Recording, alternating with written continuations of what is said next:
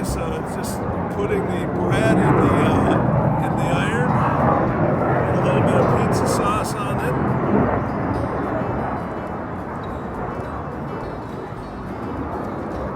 We've got our pizza sauce on, so now we're going to put a little of our cheese on it. Essentially what you're making is kind of like a pizza pocket.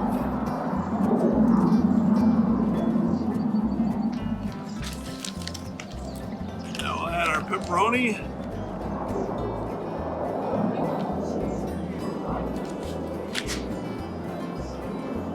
And now we put our other slice of bread over the top.